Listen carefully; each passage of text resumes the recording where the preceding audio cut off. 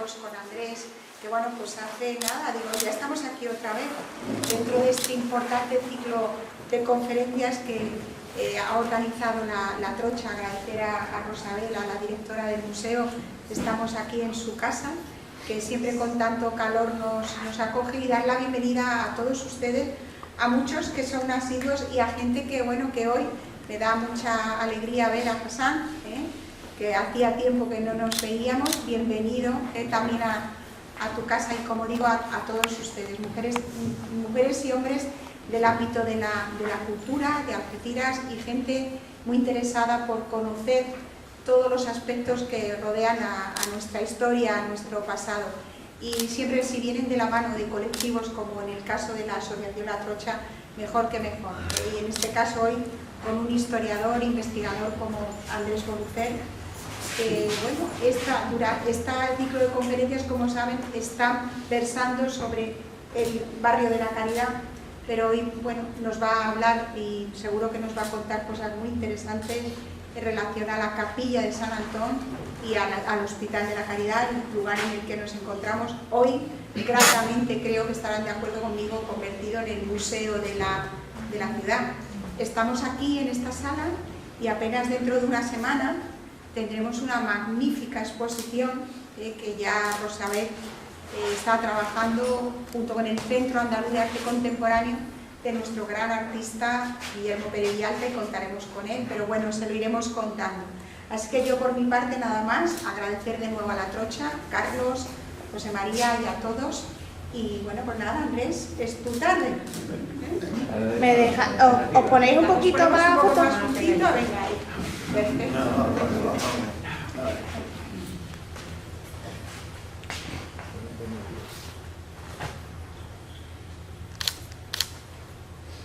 Vale. Perfecto.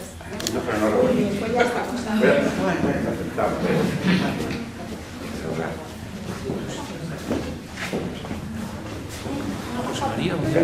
Que no te había visto.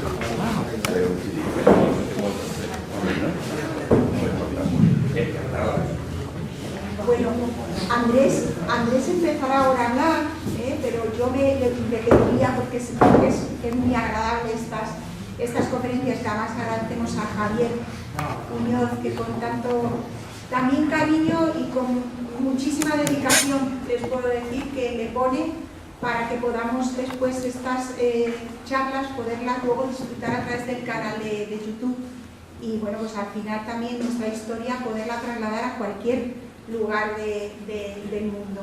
Decía que podamos tener un ratito para coloquio, que seguro que van a querer preguntar. Venga, pues Andrés, tuya la palabra. Gracias por acompañarme en esta velada.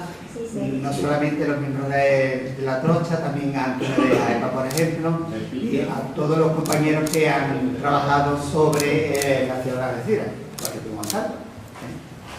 Si hay un protagonista, es la Hermandad de la Santa Caridad de nuestro Señor Jesucristo San Antonio Abad, que en otros documentos también aparece San Vicente Ferrer, el símbolo de la cofradía. Aquí lo tenemos, ¿vale? Vamos a contextualizar el nacimiento del hospital y la capilla.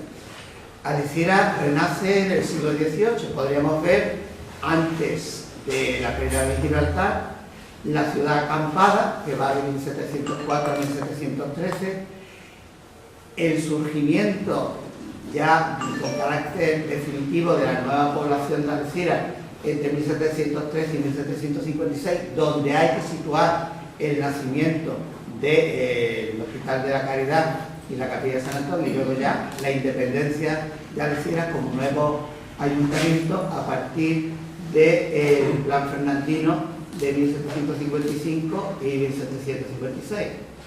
Hay dos protagonistas esenciales en el resurgir de la nueva Algeciras.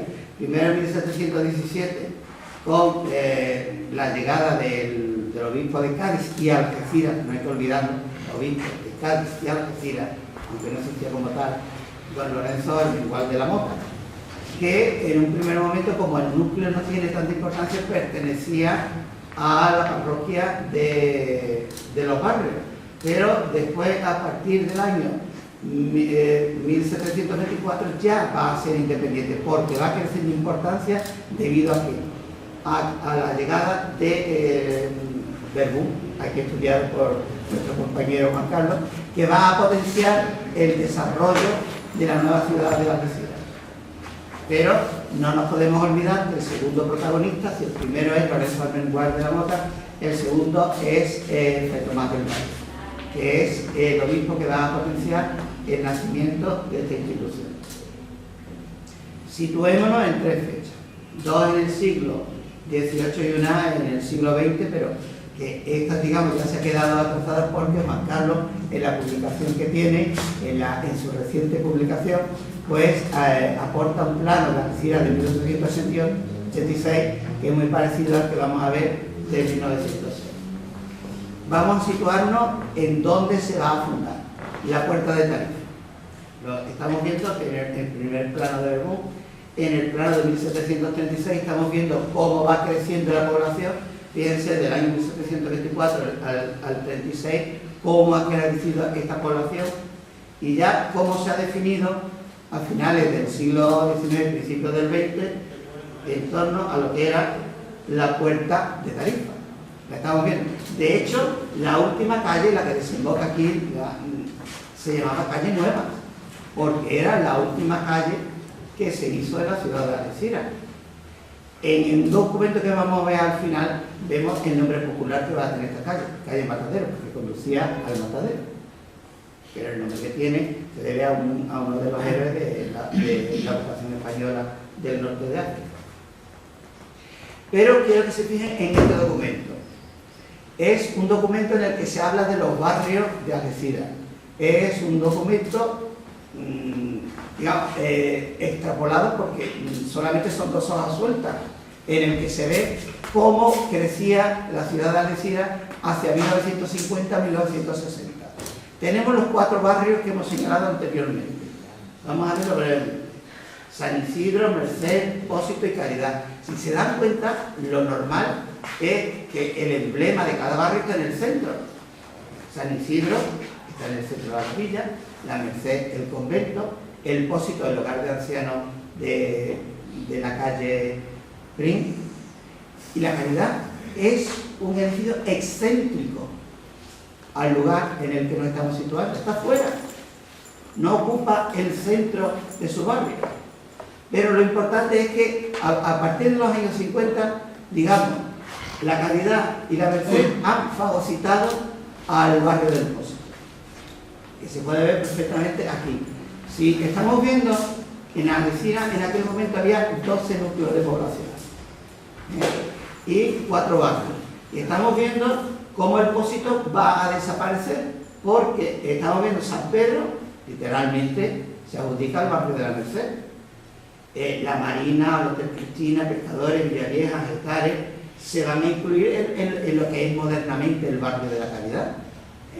Estamos viendo aquí que la Caridad propiamente dicha serían las circunscripciones de Miguel Martín, el Hospital, la Alameda, la calle Gloria, Estación, Río Ancho, el calle Grecia. Estamos viendo cómo la Caridad ha fagocitado al barrio del Pósito. A partir de 1729 comienza a haber una recogida de limosna para la creación del hospital. Hacia 1735 se comprueba que hay un cotarro cerca de la capilla de Nuestra Señora de Europa en el cual se está estableciendo los antecedentes del Hospital de la Caridad, pero no es hasta 1748 en el que se fusionan la Hermandad de San Antonio Abad y la Caridad. Nace como una fusión.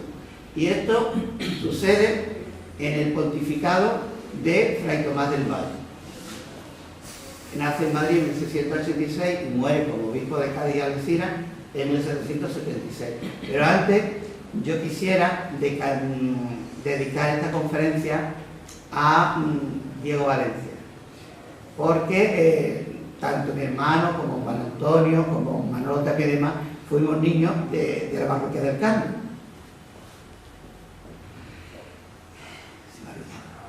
Pues aquí estamos viendo en esencia parte de la biografía de Fray Tomás del Valle, antes de ser propiamente dicho obispo de Cádiz y Algeciras. Relacionado con la ciudad de Algeciras, estamos viendo tres hechos fundamentales. La creación del hospicio trinitario de la ciudad. Los trinitarios ya formaban parte de la ciudad antes de que existiera. De hecho, por ejemplo, Manuel Tapia recurre a la travesía que hace el Cristo rescatado de la Mámona que todos conocemos como el Medina Celi, que recala en la casa trinitaria de Algeciras. A él se le debe el nacimiento del Hospital de la Caridad y los orígenes, aunque esto va a ser algo posterior, de la actual capilla de Nuestra Señora de Europa. Pero a él se le deben los tres hospitales fundamentales del siglo XVIII en la diócesis gaditana, que son el de Algeciras, el de Cádiz y el de San Fernando, la isla de León en aquel momento. Situámonos en la puerta de Tarifa. Aquí lo vamos a ver. Y veamos este plano que ya utilizó Carlos en su momento, que estamos viendo en la salida de lo que es la puerta de Tarifa, donde se va a situar el edificio en el que estamos. Es una zona aireada en función del sistema higienista que se procuraba para la creación de los hospitales en el siglo XVIII, es decir, un lugar aireado. Aquí estamos viendo zonas de huertas, y en este plano, que ya en su momento ya se dijo que está hecho de aquella manera, que el que lo hizo prácticamente estuvo durmiendo cuando lo hizo, pues lo que sí señala con seguridad es los tres lugares fundamentales relacionados con el hospital, que son la capilla de San Antón y el Hospital de la Caridad, que no tiene nada que ver con su ubicación, la Alameda de la ciudad y lo que en su momento va a ser la capilla del Santo Cristo. ¿Cómo era esta capilla? La fecha ponemos 1748 cuando se inicia, pero 1754 cuando se termina, ¿vale? Es la capilla de San Antonio o San Antón, que era la devoción de la fusionada, de la cofradía fusionada. Estamos viendo aquí una puerta lateral que conducía, que ha desaparecido con la restauración, y estamos viendo algo que hoy, por ejemplo, no tiene. El dintel que estamos viendo ha desaparecido porque a la hora de crear la salida procesional del Cristo de la Buena Muerte era necesario quitar ese dintel, es decir, que solamente se conserva el arquitrabe superior.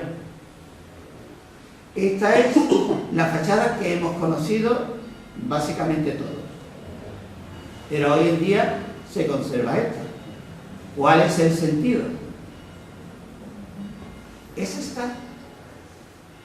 Y quitémonos, por ejemplo, del mosaico mariano que tenemos, que evidentemente es posterior, y centrémonos en las fachadas principales de los centros religiosos de la ciudad de Algeciras. Solamente tenemos una en piedra, que es la capilla de Nuestra Señora de Europa. Estamos viendo la diferencia que hay entre la capilla de Europa y la capilla de San Antón. La capilla de San Antón no está preparada para recibir una decoración arquitectónica monumental como la tenemos en la capilla de Europa. Hay que tener en cuenta que el eje que tiene, que es la portada, el óculo y la espadaña trinitaria, se combina perfectamente con la portada, la hornacina y el óculo en la palma, o la portada, hornacina y óculo en lo que fue la capilla del convento, o tal como estaba hasta hace bien poco. Es decir, a ver, yo pienso que hay que entender la fachada tal como la hemos conocido hasta no hace mucho, con independencia de los problemas de capilaridad que tenga la piedra. Partiendo de estos dos planos, vamos a ver que el eje de la capilla lo tenía el retablo en el cual en su momento estuvo Nuestra Señora del Carmen, que evidentemente esa cosa que tenemos ahí en el centro no corresponde ni mucho menos a lo que era propio de finales del tardo barroco. Estamos viendo con San Telmo, que era el patrón de la Marina antiguamente, y San Vicente Ferrer. Tenemos las hornacinas laterales que dan a la calle. que básicamente corresponderían a la intervención en época de Juan Jerónimo de Ávila. Y el retablo tal como se restauró después de la crisis del año 31, en el cual se perdió la imagen de Nuestra Señora del Carmen. El plano que les pongo es a partir de los años 40, porque la estructura de cabecera recta que tenemos ahí fue porque ahí se ubicaron las imágenes de la cofradía del Cristo de la Buena Muerte y Nuestra Señora del Mayor Dolor. Pero lo fundamental que tenemos que ver, en el ático de este retablo que tenemos la figura de San Antonio y los patronos de la diócesis gaditana, porque hay que tener en cuenta que quien potenció la creación del hospital y evidentemente de la capilla fue el obispo de Cádiz. Entonces por eso tenemos a San Servando y San Germán, los patronos de la diócesis. Unas imágenes totalmente arcaizantes, porque si se dan cuenta están vestidos a la manera del siglo XVII. Actualmente en la cofradía el crucificado ha sustituido a la imagen de oro que vimos nosotros cuando éramos pequeños allá en el anterior milenio. Entonces la imagen actual de procesional es una réplica del Cristo de los Estudiantes de Sevilla. Uno de los personajes fundamentales para el desarrollo de la devoción de la Virgen del Carmen en Algeciras fue don Antonio Barceló y Punta de la Terra. Nació en Palma y murió en Palma en 1711 y 1797. Hoy en día ya no es Palma de Mallorca, es Palma. A partir del año pasado ya es solo Palma. Renunciaron a Palma de Mallorca. Ellos quieren llamarse exclusivamente Palma, ¿vale? Entonces a él lo tenemos básicamente aquí en el tercer asedio de la plaza de Gibraltar, que fue el gran almirante español del momento. Y a él se le debe la devoción de Nuestra Señora del Carmen, porque hay que tener en cuenta que antes en España la devoción marinera era la Virgen del Rosario, no era la Virgen del Carmen. Se le debe a él la devoción en España de la Virgen del Carmen. Él fue el que la trajo y él fue el que donó las coronas de la Virgen y el niño. Tipo de imágenes del Carmen. A ver, nosotros tenemos la costumbre de ver la Virgen del Carmen con el niño, pero no es la única. El ejemplo mejor que tenemos en la comarca es la Virgen del Carmen en Tarifa, que es una Virgen de escapulario y ánimas, como las tenemos abajo. En los barrios la tenemos una imagen de oro, pero con el mismo sentido, porque hay que tener en cuenta que interpretaciones de la Virgen del Carmen hay al menos 8, y aquí en el campo de Gibraltar tenemos 2. Tenemos la de Tarifa y tenemos la de San Roque. No tiene niño. ¿Por qué? Porque una de las ideas de la Virgen del Carmen es auxiliar a las almas del purgatorio, sacarlas del purgatorio. Si tiene al niño no tiene brazos para recoger a las almas del purgatorio. Entonces, básicamente, ¿dónde nace este tipo de iconografía? En Italia. En Sicilia se documenta este tipo de imágenes de Virgen del Carmen como Virgen de la Misericordia, que es el tema iconográfico a partir del cual evoluciona el tema del Carmen. Por ejemplo, Santa Teresa, para Santa Teresa no es la devoción de la Virgen del Carmen, para Santa Teresa es San José. Voy a poner un ejemplo.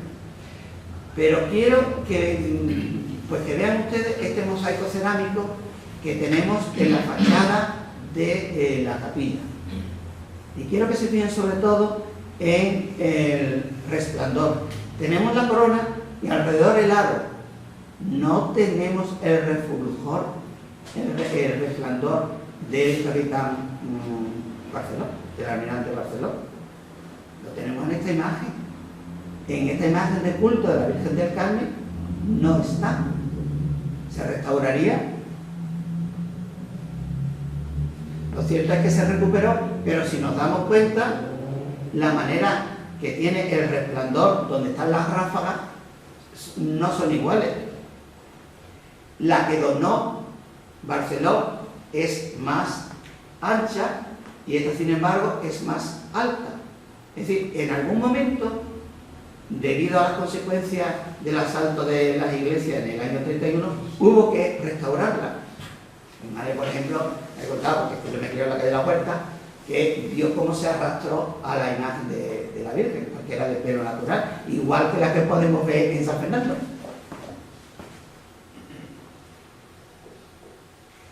¿Qué iconografía había? Aparte del San Antonio Abad y la Virgen del Carmen, ¿había otra iconografía? Por supuesto. Entonces, a día de hoy, pues se sabía con seguridad que cuando se inauguró la capilla, se hizo una procesión desde la iglesia de La Palma a la capilla con la imagen de San Antonio, es decir, el que tenemos en el ático. Probablemente vendrían San Servando y San Germán, aunque no se les mencione. El gremio de mareantes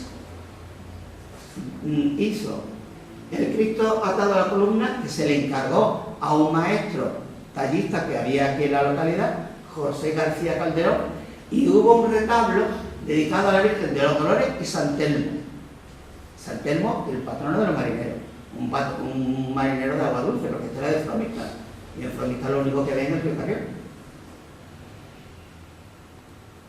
En 1778 ya hay fondos para poder tener el retablo, es decir, este retablo que estamos viendo no es el primero, es el que se haría a partir de que Fernando Dañino, un sacerdote vinculado al hospicio, empezara a recoger dinero.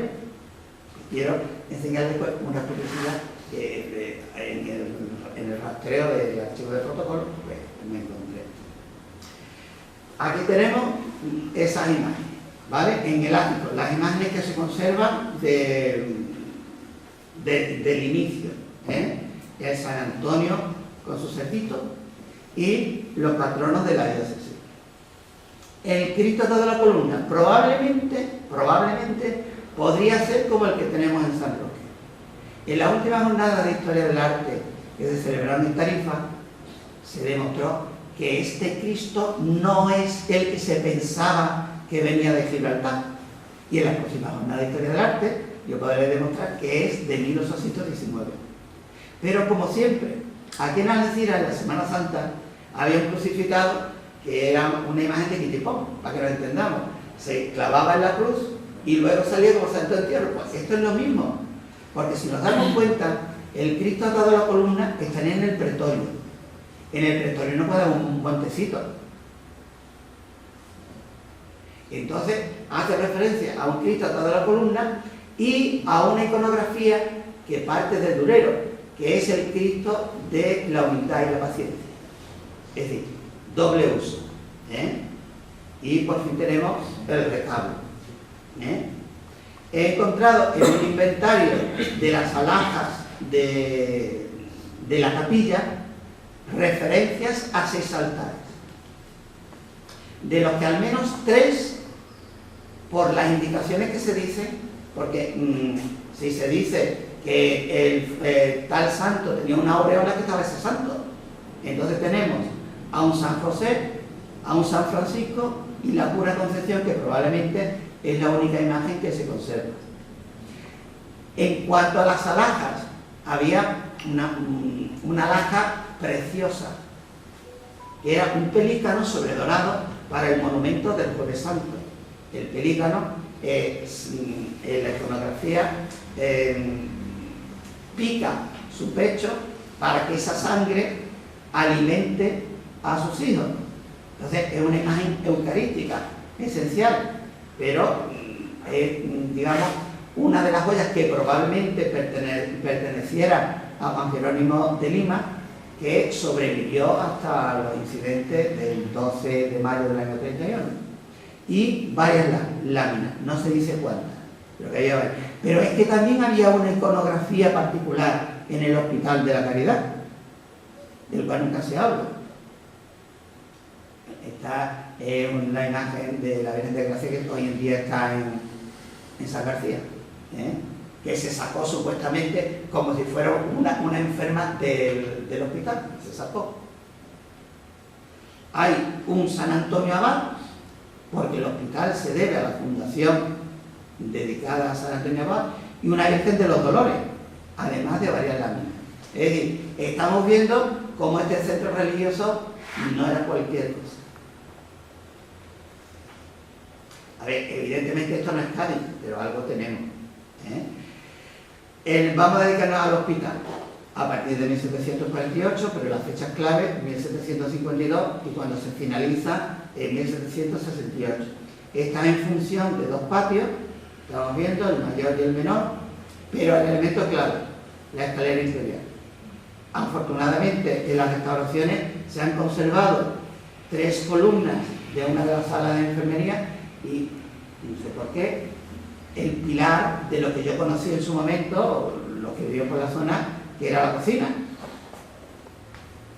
También fue la casa cuna de la ciudad, que sobrevivió hasta el año 1868. A partir de ese momento ya se hizo cargo la Diputación Provincial. ¿Quiénes fueron los grandes benefactores del centro? En el siglo XVIII, los 19 hermanos fundadores, que llegaron a ser hasta 188, y de los cuales el número de fundadores se conserva en el libro de Santa Cana. La hermandad, propiamente dicho, los algecireños, porque cuando se iba a comprar el pan a la calle Soria, se sabía que se contribuía a sufragar los gastos. Por eso la calle Soria, nosotros la llamamos calle Panadería. Esa es la razón. Y sobre todo, al final del siglo XVIII y principio del siglo XIX, hay que destacar a la familia Lima. Primero el padre, pero sobre todo después el hijo Juan Jerónimo, que nació en 1757, pero cuando se hizo cargo del hospital fue en 1792 hasta su muerte en 1812. Y no se puede olvidar a los hermanos de Juan Jerónimo, porque renunciaron a la herencia y todo lo donaron al hospital.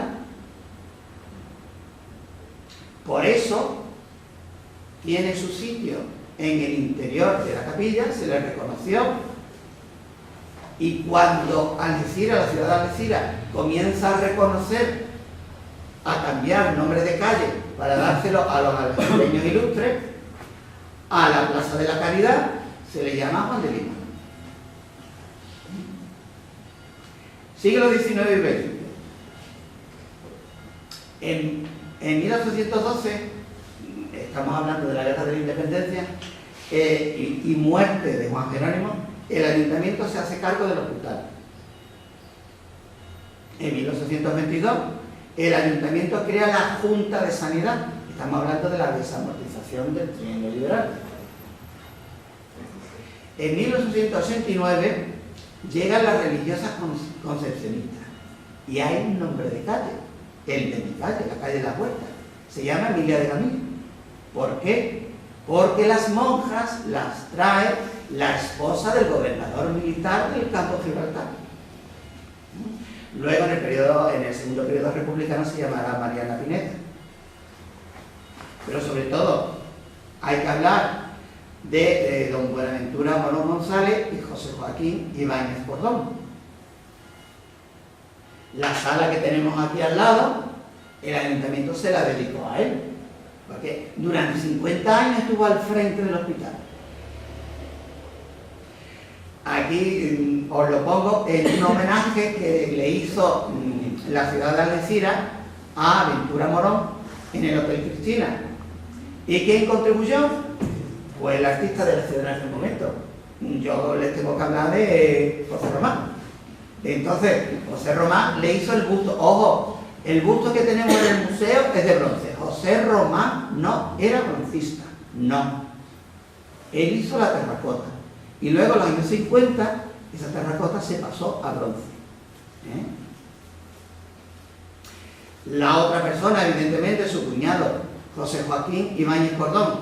Aquí les pongo la hoja que se conserva en el archivo municipal de cuál era el pensamiento de Ibáñez Cordón, de lo que se hizo, que es básicamente el ala que tenemos enfrente, el ala de poniente del oeste. Aquí tenemos el busto de Ventura Morón. Aquí, en la clave del acceso al zaguán del Hospital de la Caridad, pone 1930, no en 1930. Cuando se hace la obra es en 1928, ¿vale? Pero el ayuntamiento, cuando pone la placa, es en 1930. Y el proyecto es de 1927. Y él, para que haya un seguimiento de la obra, porque él, donde vivía en Argentina, entonces pues no podía estar aquí. Entonces el director del Hotel Cristina era el personaje que él tenía a cargo de que se pudiera finalizar la obra del hospital. Y él lo único que pide es que haya un recuerdo para sus padres. Es lo único que pide. Entonces, por eso la placa que tenemos en el patio hace referencia a los padres de Joaquín Ibáñez Cordón, porque es lo único que él pide. Entonces, cuando la ciudad de Algeciras crece y va creando nuevos espacios, el primer gran espacio público que se dedica a la ciudad es la Plaza Joaquín Ibáñez, donde nosotros hemos conocido el busto de Ventura Morón, que era un espacio que se pensaba emblemático, porque hay que tener en cuenta que donde hoy está el Instituto Ventura Morón, ahí lo que estaba previsto era el mercado de abastos del pueblo. Lamentablemente a Ventura Morón se le ha dedicado esta calle para un personaje de tanta envergadura. ¿Cuál es el emblema? El emblema, evidentemente, es la escalera inferior que tenemos, parecida a la que nos podemos encontrar en el Hospital de Mujeres de Cádiz, pero a nivel algecireño, no gaditano. Entonces la tenemos aquí. Si nos damos cuenta, es una doble H. Tenemos una estructura en V, en sentido contrario.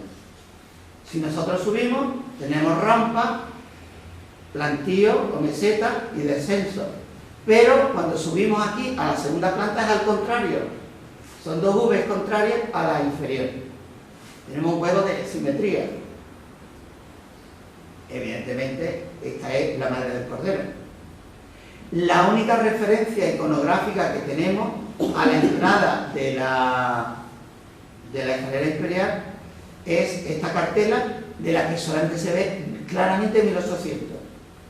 ¿Qué año de 1800? Podría estar relacionado evidentemente con Jerónimo de Lima, pero también podría estar relacionado con el benemérito general Castaño que tenemos aquí, pero lamentablemente no se nos dice si es 4, si es 8, lo que sea.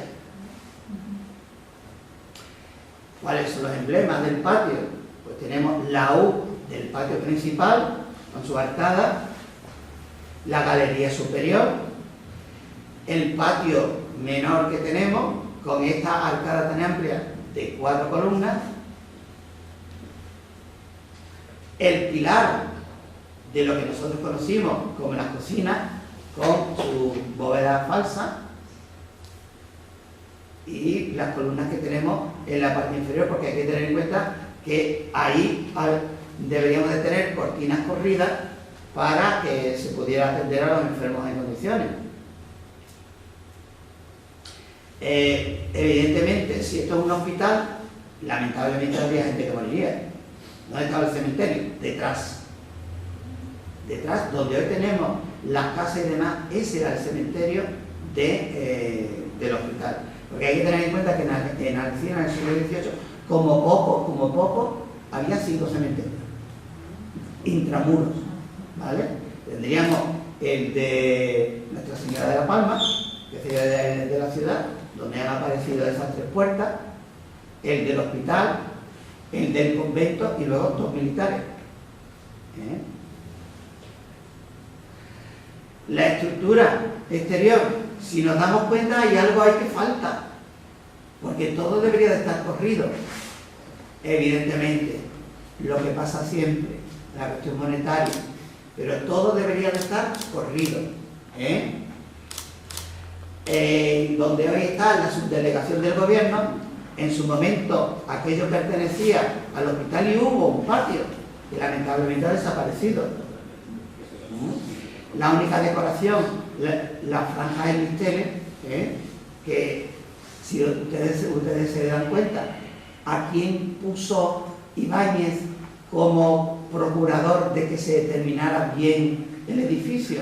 Al director de Cristina. Esa franja vitelada la tenemos en el Cristina, por poner un ejemplo. ¿Cuál sería la estructura original? Pues evidentemente la parte última, la parte trasera.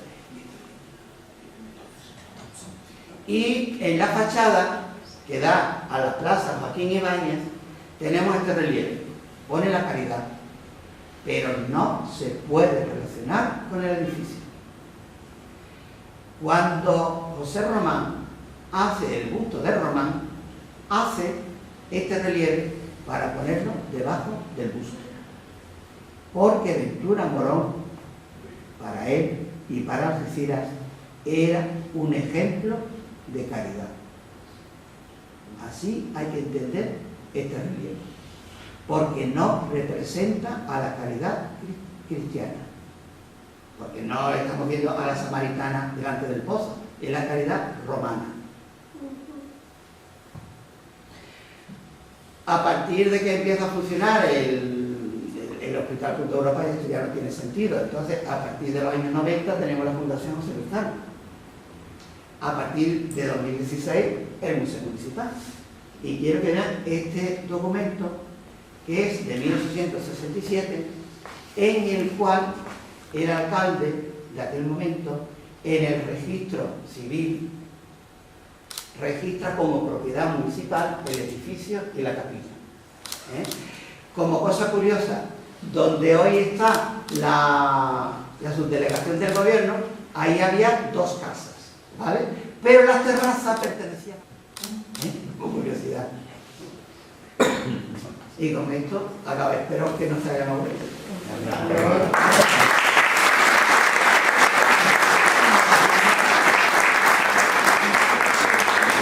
Muchísimas gracias. Aparte de ameno, siempre muy riguroso, damos la bienvenida, que se ha incorporado, está el hermano mayor. Bueno, no sé si ha llegado a la parte interesante respecto a la capilla, pero bueno, como decíamos antes, vamos a abrir ahora un turno de preguntas, por si quieren preguntar o compartir algo con Andrés, es el momento. Sí, yo, en el último apartado que ha comentado, había un azulejo, Sí. en 3 dimensiones, me parece, o no era plano, sino era... Sí. ¿Se sabe algo de él? ¿Sigue? Sí, entonces, pienso yo, ¿se refiere al azulejo que dice la plaza Joaquín Ibáñez? Me parece que sí, es un que está Sí, en continúa. relieve. Sí, continúa. De acuerdo. Muchas Pero gracias. que como se refería a la plaza, pues no lo he puesto.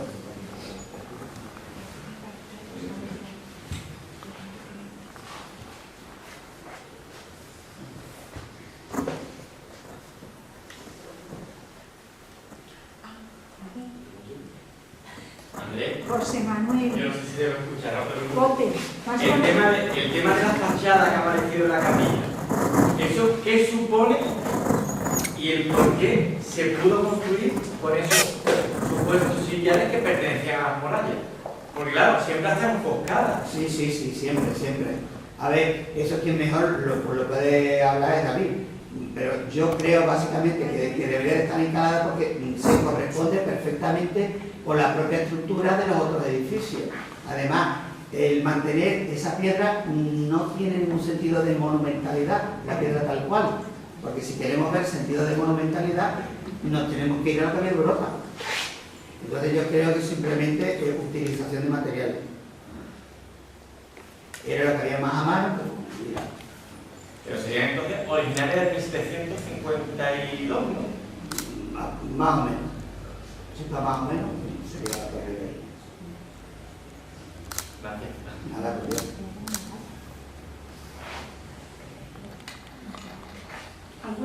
pregunta más? Yo quería preguntarte, las escaleras de aquí,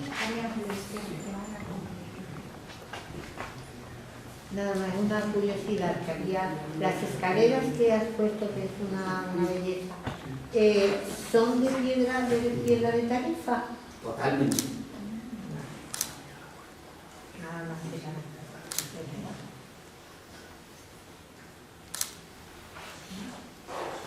¿Nos podías hablar un poquito más de la corona? La corona de plata se sabe que es una corona de tipo real, con una refulgencia ondulante, porque tenemos ráfagas entrantes y salientes que le da la longitud de ondas, siempre en un número impar. Y evidentemente haría referencia a la Virgen del Apocalipsis, María, porque son 12 coronas, le faltan dos en la parte inferior, pero en sí son 12. Y en el orbe está la cruz. Entonces, ¿tú piensas que la ráfaga es una pieza distinta a lo que es la corona? Son complementos. Es que la corona está formada por el aro, propiamente dicho, y la ráfaga, o el resplandor. Las ráfagas están en el resplandor, entonces puede corresponder perfectamente a una corona de tipo real, que sería el caso, o a una corona de tipo imperial, que no es. Aunque hay una tendencia, porque antes hemos visto nosotros que la corona es más ancha que alta, pero la actual es más alta que ancha, entonces hay una tendencia. Por eso he puesto yo las imágenes del mosaico y la imagen de culto de la Virgen del Carmen de los años 30, para que se vea que no está el resplandor. ¿Lo estarían restaurando? ¿Qué ha pasado con la corona del niño y el niño? Porque se habla de que sí, bueno, el año 31, bueno, las barbaridades que se hicieron, pero es que se recogieron la corona y el niño. ¿Dónde están? ¿Quién lo sabe? Yo no lo tengo. Entonces, ¿el niño tenía corona Sí. o era potencia? Se ha puesto una foto antes. Sí, Te lo pongo.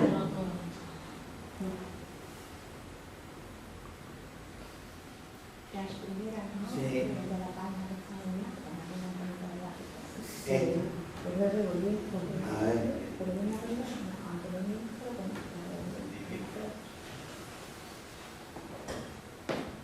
Aquí la tenemos. Fijaros que le falta el resplandor. No está. Fijaros que le falta el resplandor a la corona. ¿Lo veis? En el mosaico. Ahora lo tiene. Y esta es la antigua.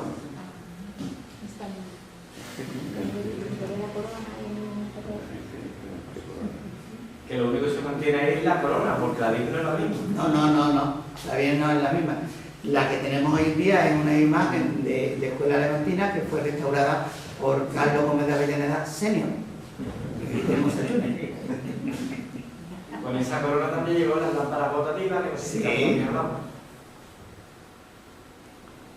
Y se ha podido averiguar el mayor número de iconografía, tanto de la capilla como del propio hospital, donde hemos visto que sí había iconografía, gracias a la documentación que se conserva en el archivo municipal.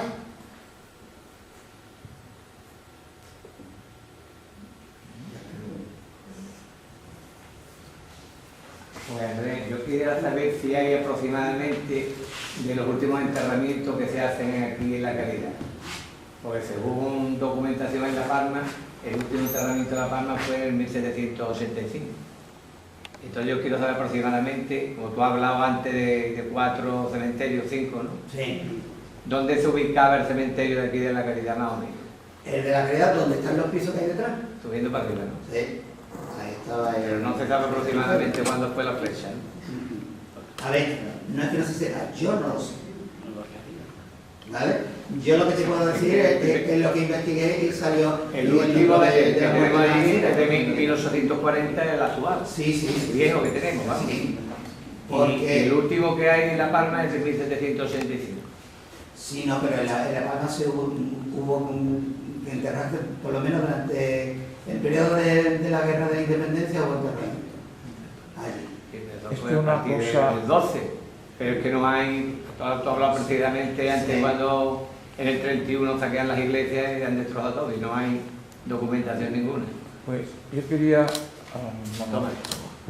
reflexionar que una cosa es un cementerio dentro, lugares de enterramiento dentro de una iglesia, las bóvedas típicas, que ahora están todas en las iglesias antiguas, están tapadas por un pavimento, además muy parecidos unos a otros.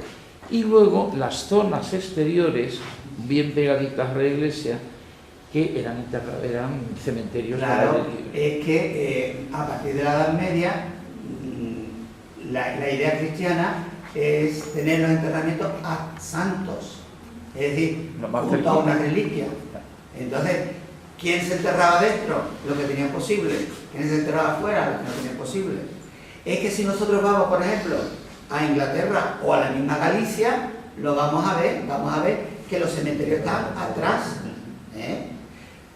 Aquí un caso, por ejemplo, cuando yo empecé a investigar sobre la muerte en Algeciras, me encontré el enterramiento donde está, hoy está el Nazareno, ahí está la familia Hurtado Mosquera.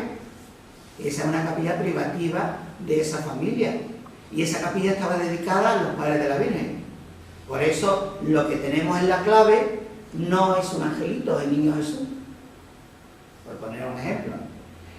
Si nosotros leemos una crónica de San Roque, no me acuerdo el título, estamos viendo lo incómodo que era entrar en la iglesia, porque había olores y no se andaba de manera correcta, es decir, que como tú tuvieras la pierna como yo, vamos, te caías ya, por poner un ejemplo, porque se enterraba continuamente, es decir, en las iglesias había olores. Por eso el incienso. Es que por eso el incienso. Claro, claro. Y luego en las iglesias que todavía conservan a la vista las lápidas de los Que eran enterramientos, terreras. efectivamente pasar por allí es matarse. Claro. Porque hay una serie de entrante y saliente tremendo. De la cripta funeraria más interesante que tenemos en la zona es de la iglesia de Cabeza de San Juan. La cripta es funeraria impresionante. En Tarifa hay Es que en la misma palma, cuando se quiera excavar se va a encontrar.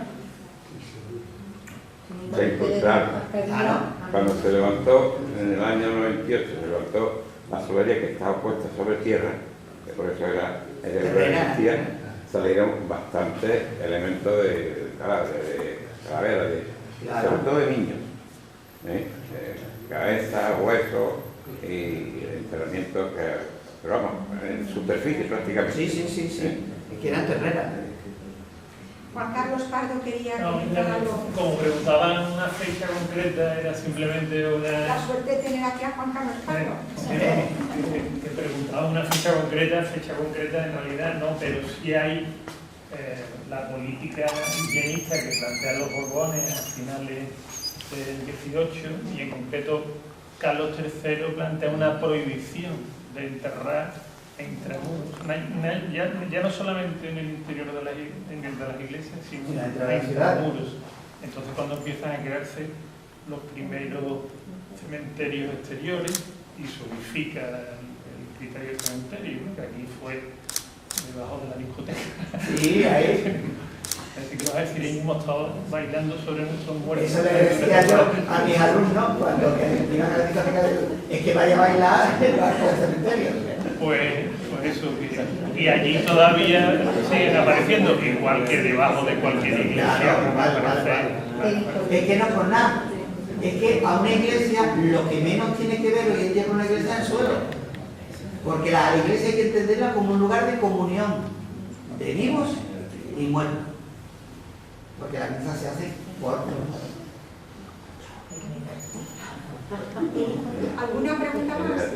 Entonces lo que tú has comentado antes, había de segunda y de tercera, lo entiendo. Porque yo he leído algo y pone se enterró a media honra. Eso significa media de caridad, es que no es nada. Si te pongo un ejemplo, el de Marcos Viva, la criatura se pidió 10.000 misas para cuando muriera. Vamos, que allí tenían que hacer cola en el cielo.